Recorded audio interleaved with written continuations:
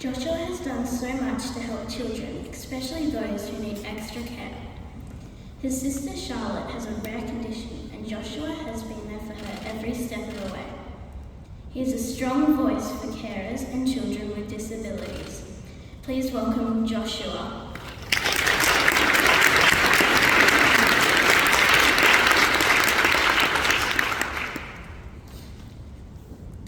Good morning, everyone. I would like to thank you for giving me this platform during such a momentous week, Anti-Poverty Week, to speak about an issue so very close to my heart, an issue that has drastically shaped my life: child poverty. My journey into poverty began when I was just 6 years old, when my sister Charlotte was born with many physical anomalies, health issues, and disabilities. Charlotte's birth marked the beginning of my life as a young carer. A bit irrelevant, I know, but suitably, given the intersectionality between caring and poverty, this week is also National Carers Week. When my beautiful sister Charlotte was born, my carefree childhood abruptly ended, replaced by tremendous responsibility. Overnight, our family budget of 2 professional, full-time incomes plummeted. We struggled to survive on a meagre carer's pension, all while administering intense medical care day and night at home, work usually done by hospital nurse specialists. Frequent trips from our regional home to Perth and long hospital stays drained us financially, emotionally, and physically. We were at breaking point. Our once harmonious home was torn apart by fear, by uncertainty, and by grief. Domestic violence, fueled by alcohol and drug abuse, only deepened our despair. There is a gross overrepresentation of dire social issues such as these in families and communities experiencing poverty: addiction, family dysfunction, unemployment, poor diet, lifestyle diseases, homelessness, crime, and incarceration, and so the list goes on. Though I didn't realise it then, these traumatic childhood experiences would drastically define my perspective and ignite a passion within me to challenge poverty and other social issues adversely impacting young people. And this is the reason that I'm standing here today, sharing my story to be a catalyst for change. Unstable housing was one of the harshest realities that we faced. Prior to Charlotte's birth, we lived in government housing provided through my mum's job. But when she had suddenly resigned to care for my sister, she lost not only her career, but also lost our housing security. We weren't in a position to buy a home. Our income had dropped drastically. We became at the mercy of a housing market that has no mercy for people like us. And today, that instability is even worse. The rising cost of living and the housing crisis are pushing more families, like my own, deeper into poverty. Low-income earners are being priced out of their homes while rent skyrockets. More children slip through the cracks. For instance, most of the time, I wore second-hand clothes that never quite fit. I lived in a home I could barely afford. I laid awake in bed every night, worrying if there would be enough food for the next day. These struggles are the reality of child poverty, but they're hidden, locked behind doors in houses that don't feel like homes. Poverty hides in our classrooms, where kids like me pretend everything is fine. They wear brave faces and faded uniforms, but inside, they're crumbling under a weight of shame and worry no child should bear. Poverty doesn't always look like someone begging on the streets. Poverty is the family struggling to pay rent. Poverty is the carer who's had to give up their career. Poverty is the senior who worked their whole life but now depends on the income support payment that simply isn't enough. They're being imprisoned by poverty through no fault of their own. The system is failing them. The uncomfortable truth is this: child poverty is unseen because it's uncomfortable to talk about.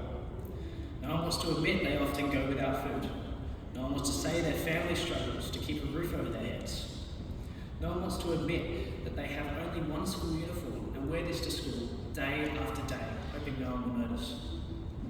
But this silence, this discomfort, allows child poverty to continue.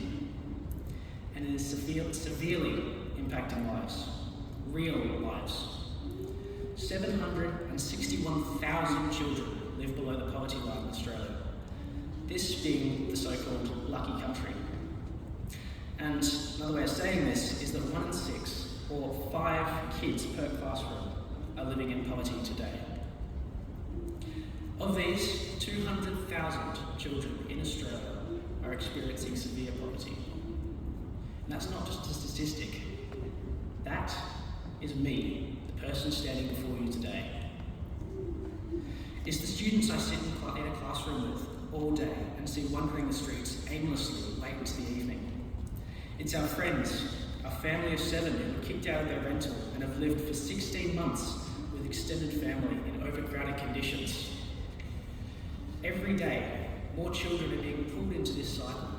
Families who once thought they were safe are now finding themselves in poverty. And it can happen to anyone. My family wasn't always poor. Circumstances can change in an instant. One day you have stability, and the next, it's gone. And that's what's happening to so many families today. The cost of basic necessities, food, shelter, energy, has skyrocketed and now consumes the vast majority of the family budget. And for low-income earners, it's like trying to climb out of quicksand. Every effort sinks them deeper into a seemingly bottomless hole, financial hole, sorry. I know all too well the toll poverty takes, not just on the body, but on the mind and spirit. As a child, I felt the weight of our financial struggles every single day. My health suffered, both physically and mentally. I went without the expensive dental work I needed. I went without treatment for injuries I sustained through my caring role. I went hungry so others could eat. And because of all this, I struggled in school. It wasn't because I didn't want to learn or lacked ability, but it was because I was too tired, too stressed to focus. I even missed school on occasion, just to avoid the shame of going without lunch. And that is the harshest reality of child poverty. Education, the one essential key that can break the cycle of generational poverty that we hear so much about, becomes secondary to survival. For instance, extracurricular activities, sports, school trips, tutoring, they weren't options for me. The money simply wasn't there. And that created the divide, separation between myself and the kids whose families could afford those things, between the haves and the have-nots. I was isolated, just like so many children living in poverty today. My situation is unusual though, in that I've always been raised to value education and supported to excel with as many resources being channeled into my education as possible out of our very limited resources.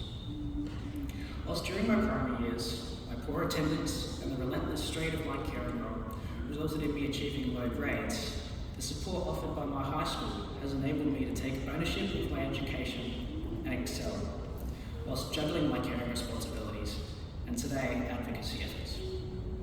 It is largely due to the fact that I've managed to succeed in education despite life experiences that so often serve to educationally disadvantaged students, that I stand here today as the voice representing each and every child in our country living in poverty. The first step is to develop a tool to accurately measure child poverty in Australia. How can we solve an issue that we won't even measure? Without transparent measurement and disclosure of poverty rates, our government can ignore the issues and pretend it doesn't exist. We are failing to hold our political leaders accountable for children being left behind. That's why public awareness is so powerful. Earlier this year, I spoke about my personal experiences during an ABC interview on child poverty. This was one of the hardest things I've ever done. But the interview reached far beyond what I could have imagined. It resonated Australia-wide. The Honourable Melissa Price, MP, quoted my words during question time in Parliament. Prime Minister Anthony Albanese was unable to provide a response as to why children are experiencing the hardships I described. Moments like this show the power of sharing our stories. When young people like me push past our shame and fear to boldly speak our truth, it creates a ripple effect. It forces people to confront the reality that poverty isn't some distant issue occurring only in third world countries. It's right here. In our schools, in our neighbourhoods, in our communities. Young voices can drive change. We must not underestimate the power of youth speaking out. But words alone won't change things. We need action. And I stand here today to call on all of us to unite, individuals, organisations and governments alike, to commit to putting an end to child poverty. In our wealthy nation, child poverty simply should not exist, as the Governor pointed out. We must stop treating poverty as a shameful secret. It is a crisis that demands urgent action. We can't keep sweeping it under the carpet while more children suffer. Let's demand better from our leaders and settle for nothing less. Let's demand that our nation confronts the housing crisis, the rising cost of living, and the silent suffering of the children ultimately paying the price. Let's demand that every child, regardless of their background, has equal opportunity not just to survive, but to thrive, to dream without limits, and to succeed on their own terms. The time for waiting is over. The time for action is now. We will not stop until this is a reality.